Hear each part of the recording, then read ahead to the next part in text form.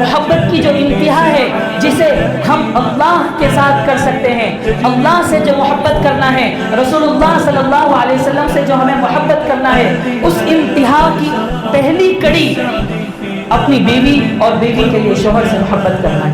اللہ تعالیٰ نے رشتہ نکاح عطا کیا ہے جس کے ذریعے انسان ٹوٹ کر محبت کرتا ہے اور یہ اندازہ لگا سکتا ہے کہ ایک جان سے یہ محبت کر سکتی ہے، اس خالق سے اس کو کتنی محبت کرنی چاہیے۔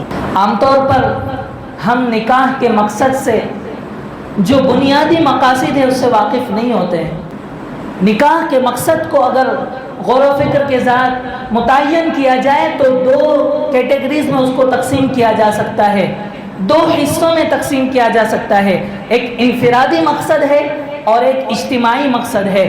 انفرادی مقصد یہ ہے کہ ہر انسان کے ساتھ جو اس کے اسپریچول نیڈس سے ہے، جو اس کی مٹیریل نیڈس سے ہے، جو اس کے روحانی اور مادی تقاضے ہیں، اس کو پورا کرنا نکاح کا اصل مقصد ہے۔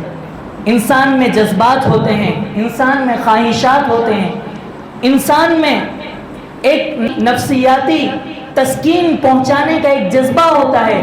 اس جذبے کو تسکین پہنچانے کے لیے اللہ تبارک و تعالیٰ نے نکاح کو متعین کیا ہے۔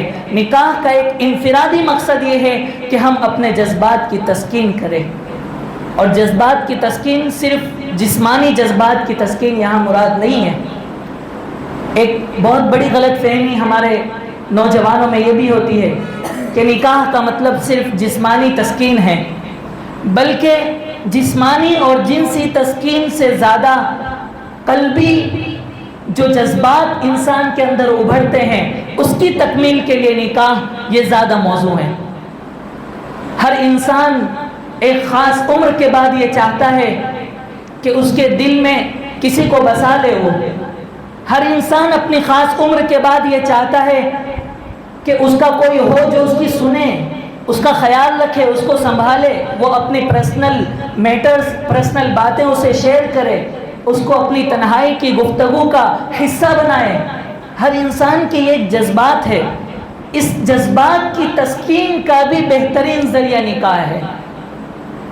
نکاح کے بغیر جتنے بھی ایسے رشتے ہیں محبت کے، ان تمام رشتوں میں کامل طریقے پر انسان کے اس جذبے کی تسکین نہیں ہو سکتی ہے۔ دوستی انسان کرتا ہے، لیکن دوستی میں بھی محبت کی ایک حد ہوتی ہے۔ ماں باپ سے بھی انسان محبت کرتا ہے، لیکن اس محبت میں بھی محبت کی ایک حد ہوتی ہے۔ اولاد سے بھی بعد میں جا کر انسان محبت کرتا ہے، لیکن اس محبت میں بھی محبت کی ایک حد ہوتی ہے۔ محبت کی جو انتہا ہے جسے ہم اللہ کے ساتھ کر سکتے ہیں، اللہ سے جو محبت کرنا ہے، رسول اللہ صلی اللہ علیہ وسلم سے جو ہمیں محبت کرنا ہے، اس انتہا کی پہلی کڑی اپنی بیوی اور بیوی کے لیے شوہر سے محبت کرنا ہے۔ بغیر نکاح کے اس محبت کا مزہ بہت مشکل ہے کہ انسان چکھ سکے۔ اللہ سے محبت کی جو انتہا ہے اس کا اندازہ انسان کو لگانے کے لیے اللہ تعالیٰ نے رشتہ نکاح عطا کیا ہے، جس کے ذریعے انسان ٹوٹ کر محبت کرتا ہے اور یہ اندازہ لگا سکتا ہے کہ ایک جان سے یہ محبت کر سکتی ہے تو وہ خالق جس نے اس کو پیدا کیا، جس نے اس کو بنایا اور جس نے اس کے اس دنیا سے جانے کے بعد کے بھی سارے انتظامات کیے، اس خالق سے اس کو کتنی محبت کرنی چاہیے۔